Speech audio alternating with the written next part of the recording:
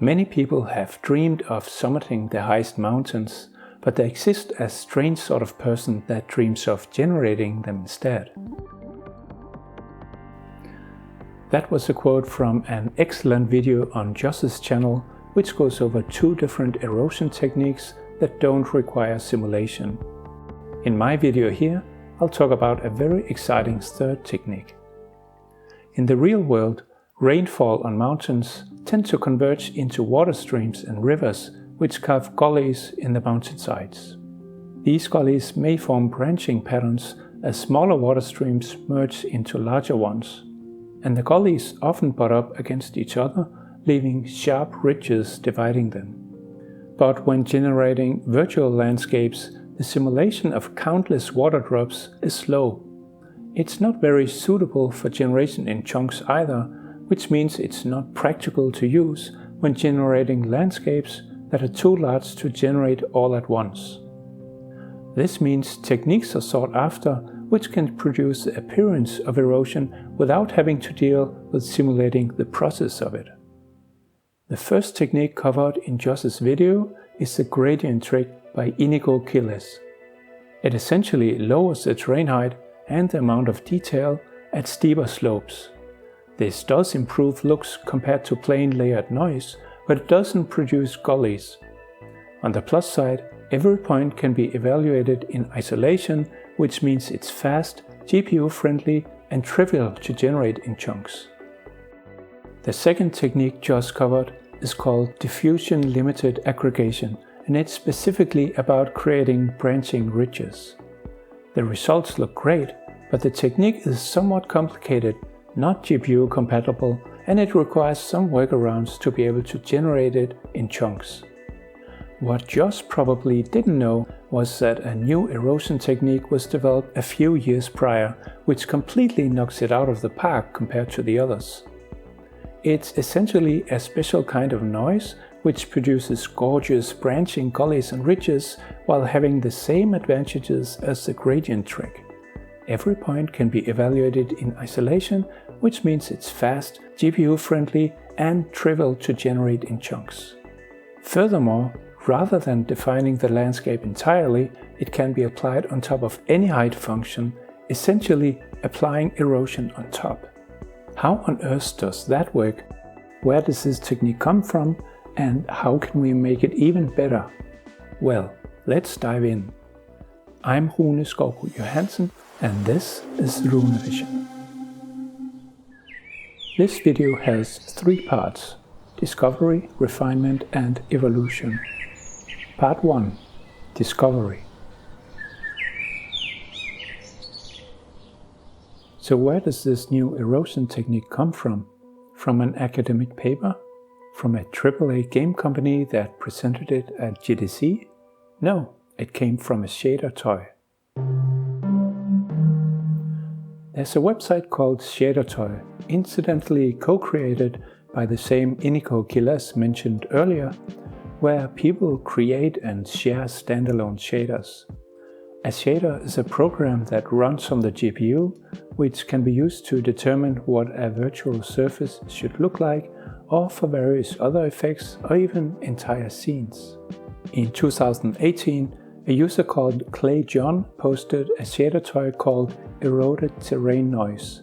He wrote, "This shader is the result of a long time dreaming of a noise function that looked like eroded terrain, complete with branching structure that could be run in a single pass pixel shader. I wanted to avoid anything simulated because then you cannot easily make infinite terrains." Yep, that dream sounds familiar, but Clay John actually made it work. His Shadertoy is the original version of this technique. Hats off to him. His shader also had an alternative 3D rendering mode that looked like this. Later, in 2023, a user called Fuse, aka Felix Weston, posted a Shadertoy which built on top of the one by Clay John. Fuse version slightly tweaked how the erosion effect worked and presented it in a vastly more polished way. It's so pretty with those snow-capped mountains, green valleys and that blue water. Blue water which I'm sure is not hiding any ugly secrets. Finally, I've implemented my own version of the technique here in 2025. It addresses various shortcomings of the original technique, has more intuitive and powerful parameters, and overall works in quite a different way. But I'm getting ahead of myself. Let's start with the basics. Here's the basic idea of how the technique works. We start with a height function where we know not just the height at each point, but also the gradient, meaning the direction and steepness of the slope. Think of the gradient as an arrow showing the direction that water would flow down the slope. Or the opposite direction to that if you prefer. It doesn't really matter here. Let's start simple with a slanted surface where the gradient is the same everywhere. We use the gradient to add stripes that run along this direction. The stripes produce alternating gullies and ridges that could plausibly have been created by water eroding the terrain. The sides of these gullies and ridges come with their own gradients, which are added to the original to produce new combined gradients. We can then repeat the whole thing again at a smaller scale, add smaller stripes which run along the new slopes. These form new gullies and ridges which naturally branch out at an angle from the first ones. By convention, each repetition is called an octave. Add a few more octaves and we should be done, right? Except it's not quite as simple as I just made it sound. Let's try to apply the erosion to our original height function. Oh no, what is this chaotic mess? Even if we show it with just a single octave, it's still full of chaotic gullies that are often not aligned with the slopes at all. What's going on? Generating stripes that follow a variable gradient is no trivial matter. We can rotate the stripes to be aligned with any direction, but which pivot point do we rotate them around? We could try to use one central pivot point. To determine the height and gradient at a given pixel, we rotate the stripes to match the direction of the gradient at that pixel. Then we do the same thing for all the other pixels, but in the resulting pattern, the stripes don't align with the gradient at all. They look all distorted. The reason is that the rotation around the far away pivot point causes a lot of sideways movement of the stripes, even for minor changes in gradient direction. This distortion effect becomes stronger and more high frequency the further away from the pivot point we get. Okay, how about for each point we rotate the stripes around that point instead? Well, the one point not affected by a rotation is the point being rotated around, so this doesn't work either. The approach used in the erosion implementation is to divide the pattern into cells that each have their own pivot point for the stripes. We still get a bit of distortion, but it's not too bad, since the pivot point is never too far away. To ensure smooth results without discontinuities, we blend the stripes of neighboring cells. This blending does a lot of heavy lifting. Notice how the stripes in these cells are not quite aligned, but in the blended result they form one continuous ridge. Did I mention that the stripes are essentially extruded sine waves? The reason they blend so nicely together, even when not aligned, is that if you blend two unaligned sine waves, you just get a new sine wave with a smaller amplitude. Blending, by the way, just means taking an average or a weight average. The cell size has a big effect. If we choose a cell that's large compared to the stripe width, we get significant distortion issues, just like when we used a single pivot point. If we choose a small cell size, there's barely room for any stripes, and we get kind of a grainy noise instead. If we make the cell size even smaller relative to the stripe thickness, the pattern begins to be all white. Or in terms of ridges and gullies, it's all ridge and no gully. This is because each cell uses a stripe pattern with a white stripe in the center. We could change this by adding a random offset to the stripes in each cell, but we don't, for reasons I'll come back to later. Now that we can generate stripes aligned with any gradient, Let's try to apply our erosion effect. Something's not right. Although we've got nice gullies on the mountain sides, the mountain peaks look wrong. They barely look like peaks at all. That's because the peaks may be located anywhere in our stripe pattern, and they get arbitrarily lifted or lowered based on that.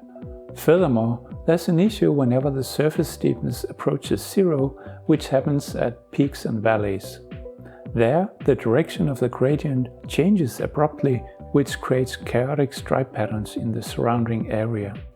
There's two ways we can address this, and both are based on the steepness of the slopes. The most straightforward approach is to fade out the stripe pattern towards white, where the steepness approaches zero. I implemented this approach while investigating the erosion technique. At first glance, it looks alright. It creates some very crisp mountain ridges. But when we look closer, we can see some strained folds near peaks and valleys. This is because the artifacts caused by the abrupt changes in gradient direction are only faded out towards the peaks and valleys, but are still slightly visible around them.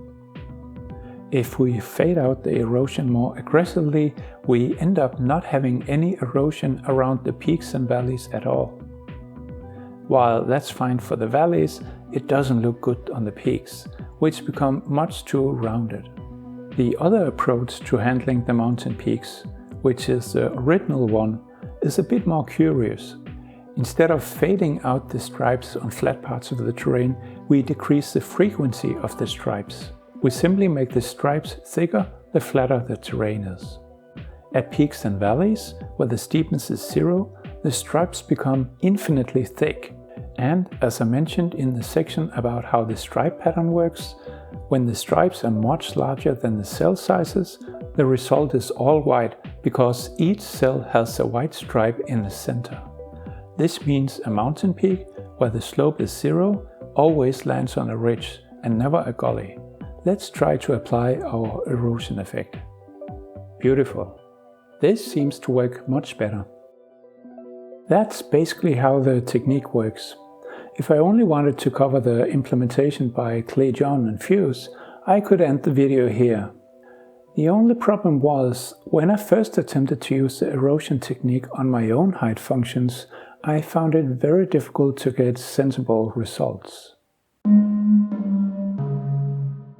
Say, if I change my terrain height function so it's operating in meters rather than kilometers, which erosion parameters would I have to change? The original parameters were called things like erosion tiles, erosion slope strength, erosion branch strength, and just erosion strength. They didn't make it clear at all, not just because of naming, but also because of how they worked. Like I mentioned earlier, this erosion technique is very dependent on gradients, or to use a different term, on analytical derivatives of the height functions. As I dived deeper into why I wasn't getting good results, I discovered that there was a number of discrepancies in how the derivatives were calculated. And as I worked on fixing them, I found that it had a significant effect on making the technique easier to use.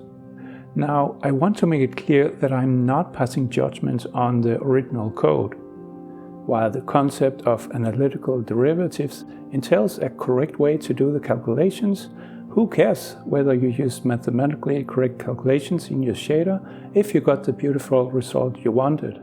I only cared about it myself because I was beginning to think of the technique from a usability perspective. Part 2. Refinement. Alright, I want to talk about the improvements I made, but first let's dive into some quick basics of analytical derivatives. Let's say we have a height function f. The derivative of it is its rate of change.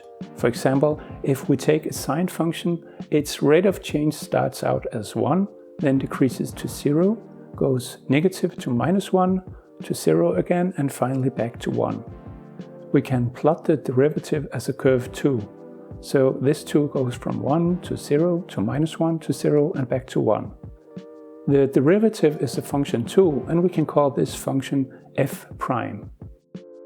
Now, when you have a height function, you may want to scale it vertically. We can manipulate the amplitude by multiplying the output of the f function by some factor k.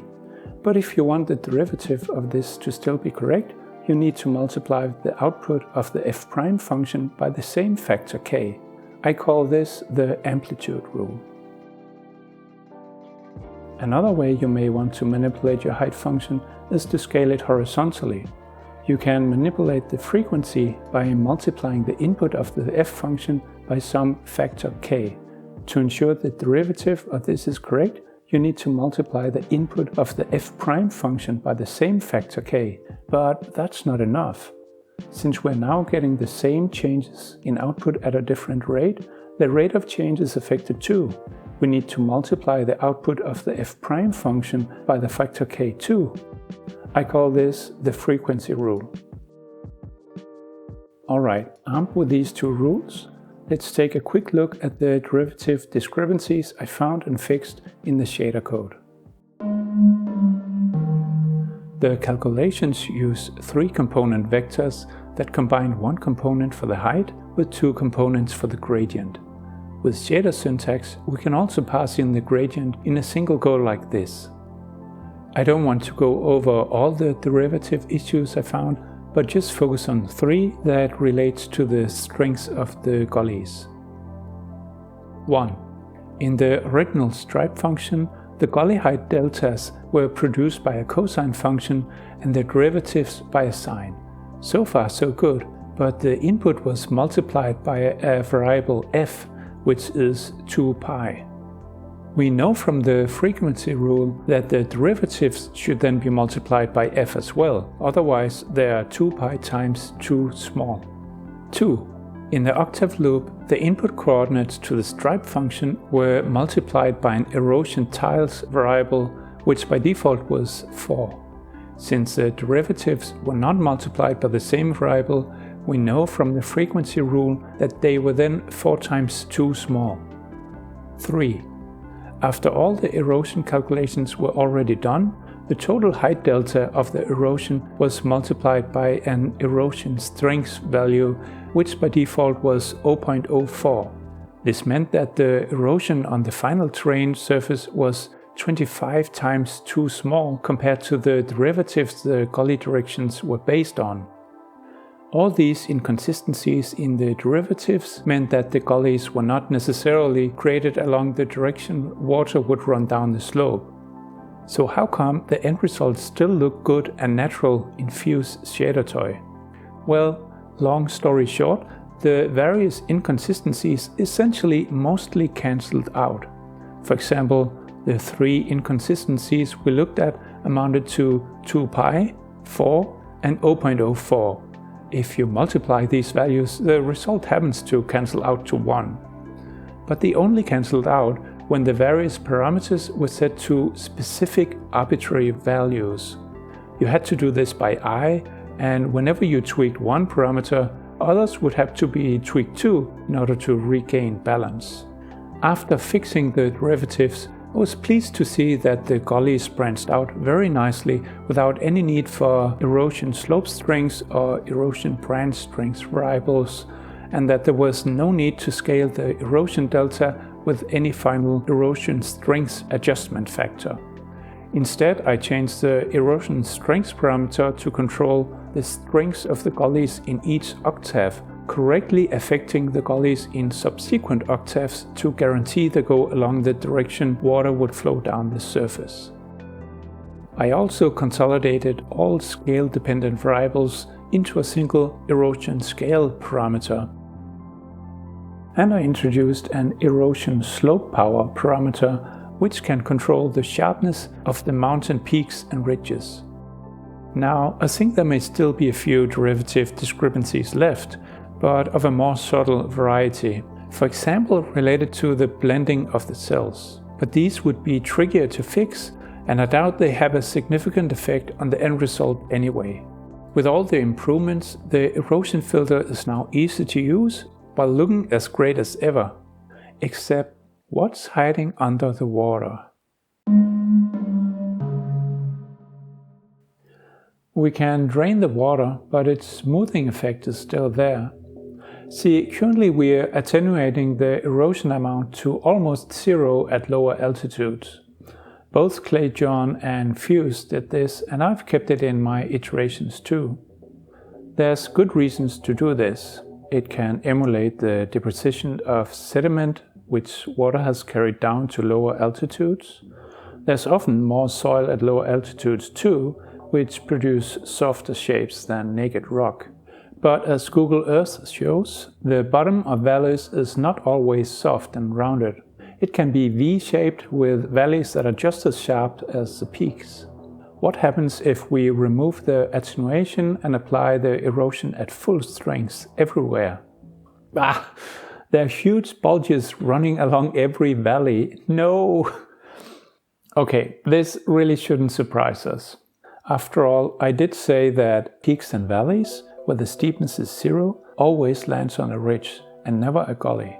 I just didn't realize the result is this drastic. We see the bulges in the Shadertoy by Fuse too if we apply the erosion at full strength, and it's also there all the way back in Clay John's original Shadertoy. But now that I've already invested so much time into this erosion technique, I'm not content to simply ignore this problem by hiding it away. What can we do to solve it? We could make peaks and valleys land on gullies rather than ridges by offsetting the stripe pattern by half a cycle. That works great for the valleys, but now the peaks look dreadful. What if we make the stripe offset be dependent on altitude so it lands on gullies lower down and on ridges further up? Unfortunately, the gradual sideways offset introduces a kind of subtle twisting of the gullies. This isn't ideal, as the gullies no longer follow the direction water would flow down. If only we weren't so restricted by peaks and valleys having to land on specific spots in the stripe pattern. Maybe it's time to give the fade approach another chance. Part 3. Evolution.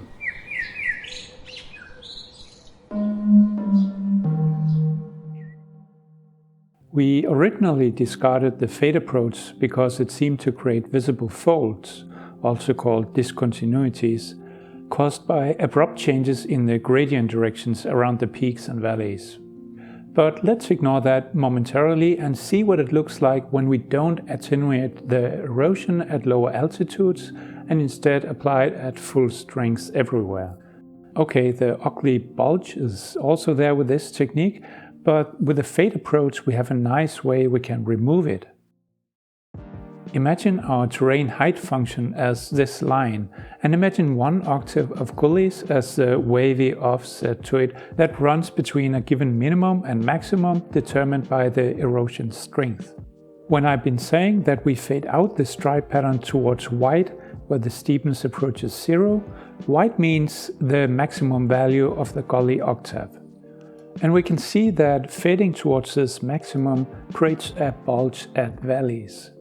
Now, this 2D illustration is not ideal, since the actual gullies run along the slope and would not be cleanly visible in a 2D cross-section. Let's illustrate the average value of the gullies instead, and focus on that along with the minimum and maximum values. Now, if we fade towards black instead of white, that is towards the minimum value of the gully octave, we don't get any bulge at valleys, but instead we get a crease at the peaks. But if we fade towards a value that goes from black at low altitudes to white at high altitudes, we can get nice crisp peaks and valleys at the same time. And this time there's no twisted gully side effects. Now let's see if we can do something about the discontinuities. We have more erosion the steeper the slope of the height function is, but the relationship is not linear. I mentioned earlier that I introduced an erosion slope power parameter, which can control the sharpness of the mountain peaks and ridges. It does this by raising the slope to a power and modulating the amount of erosion with the result. I've been using a power of 0.5, which is equivalent to taking the square root of the slope. This applies erosion more evenly than if we use the slope directly. Unfortunately, it produces sharp discontinuities at peaks and valleys.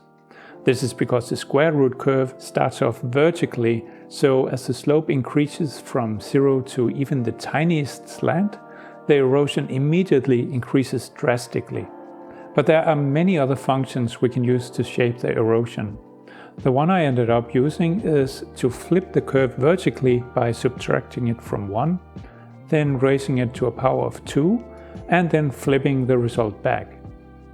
This has a somewhat similar shape as the square root. In fact, it's mirrored around the diagonal, but the curve starts up much more moderately. This mostly removes the appearance of discontinuities, especially when we layer multiple octaves of gullies.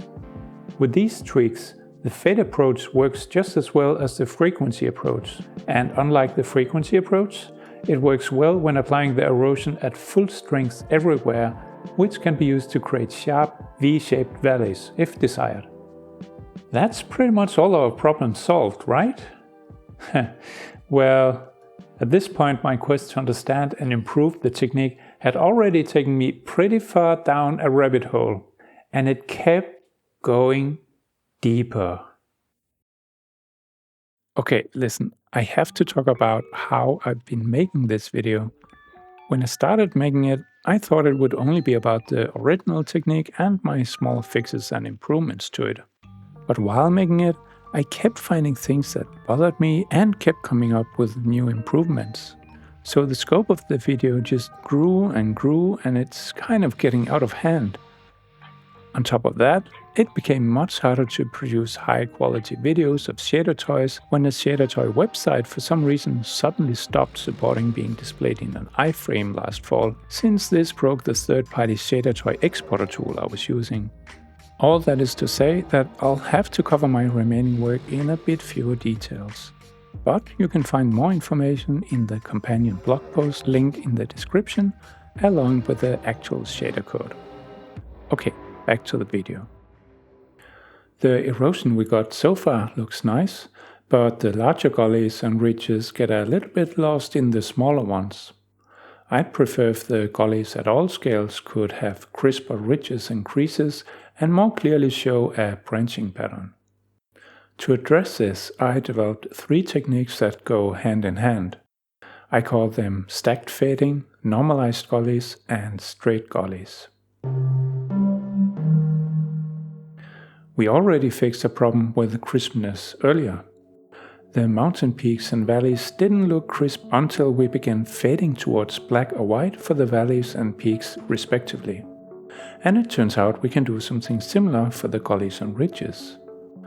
Let's establish a few terms first. I'm calling the value we fade towards the fade target, and it's generally expressed in a variable that goes from -1 at valleys to 1 at peaks. Then there's the amount we're fading towards the fade target. We're doing a weight average of the gullies and the fade target, which can be 100% gullies at steep slopes, 100% fade target at flat terrain, or some mix of the two depending on the slope. We can think of this as a mask applied to the fade target before we layer it on top of the gullies to produce the faded gullies. When we've been talking about the fade approach, the fade target and mask have been based on the original height function and its slopes. But just like we don't want gullies right on top of the mountain peaks and valleys, we also don't want smaller gullies right on top of the ridges or creases of larger gullies. We can achieve this if we conclude each octave by updating the masked fade target to also be black and white at that octave's creases and ridges. In broad terms, each new octave adds more ridges and creases to the terrain surface, which increasingly restricts the surface area where new gullies can have any influence.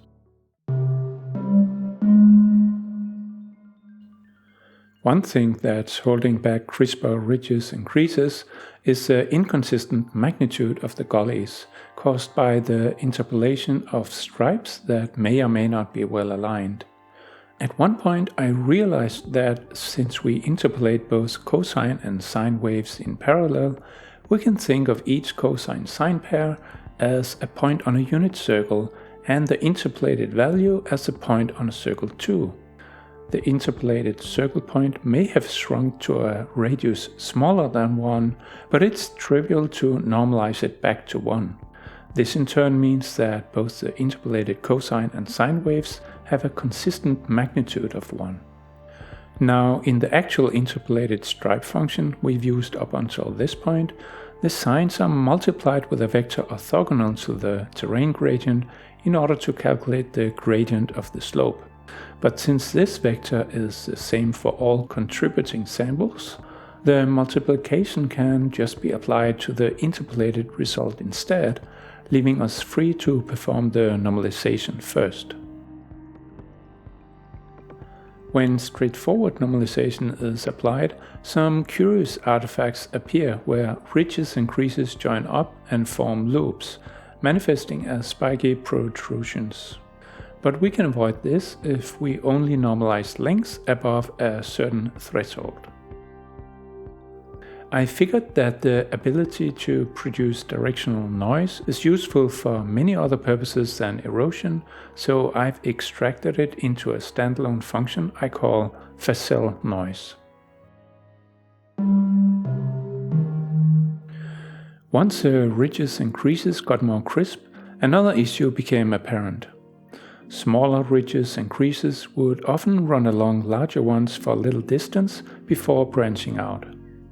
It's here that the limitations of modeling gullies as extruded sine waves become apparent.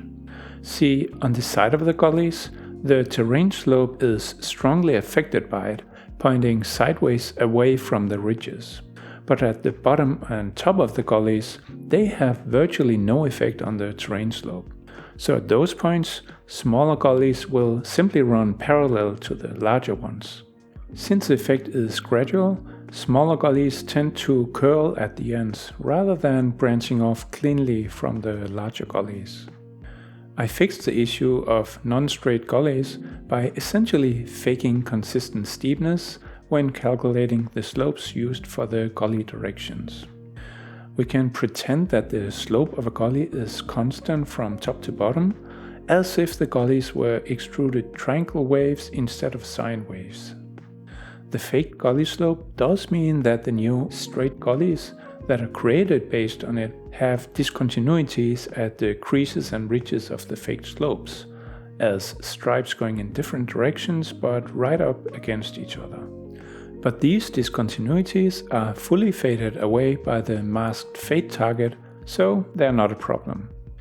One issue with the slopes remains. Just like we pretend that the gullies are triangle waves with constant slopes, we also need to pretend that the input height function has a constant slope. All these pretend slopes mean that the analytical derivatives are now completely wrong. That earlier segment in the video about making the analytical derivatives more correct? I might not have made it if I'd known from the beginning that I would end up giving up on that entirely. But I can't remove it now after I've already sunk so much cost into it. There's a rule about that. With stacked fading, normalized gullies and straight gullies now implemented, I think some tweaking of the parameters is not to make the most of the new functionality. Here's the new terrain. And here it is with textures. I implemented a few more features that I'll briefly go over. The first is a terrain detail parameter. By tweaking how we combine the masks from the different octaves, we can control how detailed the erosion looks. The second is an edge rounding parameter with separate control for creases and ridges. I previously talked about how the mask, that is, the amount of fading, is passed through a shaping function. By chaining a variable size easeIn function onto this shaping function, we can round all the sharp features. And by mixing two different rounding values, one for ridges and another for creases, based on the fade target, the amount of rounding can be controlled separately for those. The last feature is not directly about the terrain's shape, but is useful for texturing it. See, while getting the erosion increasingly crisp, the idea of a holy grail occurred to me. Could the technique model the branching gullies so crisply that it could render little branching dendritic networks of water drainage? It turns out, kind of, with some caveats. With a few modifications, the fade target is practically already a map of the ridges and creases in the eroded terrain once it's gone through all the octaves. We can keep track of a second copy of the fade target that has these modifications, and I'm calling that a ridge map. Here's a visualization of the ridge map on the terrain. With a ridge map, it's easy to draw little lines at the bottom of all the gullies that resemble dendritic drainage. It's not a perfect solution since the interpolated stripes we use for the gullies cannot consistently produce unbroken lines. So sometimes the gully and the drawn water drainage at its bottom just stops halfway down a mountainside rather than following through all the way down to the lowest reachable point. Still, it looks nice and can be sufficient for a lot of use cases.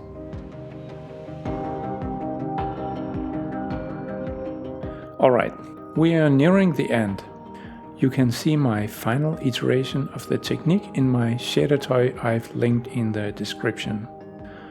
It has probably become clear in the video that the erosion filter technique is highly malleable. Compared to the original version by Clay John and Fuse, I've modified it to a point where its internal workings, capabilities and characteristics are entirely different. While I don't have plans to further work on the technique myself, I find it likely that others will, given how open-ended the nature of the technique is and how ripe it is with potential. I've released my code under the Mozilla Public License in order to encourage further sharing of improvements. And let me say, I am looking forward to seeing how this technique evolves in the future. Alright, that's it for now. If you like this video, you can click the like button, and if you want to see more, consider subscribing. Till next time, bye.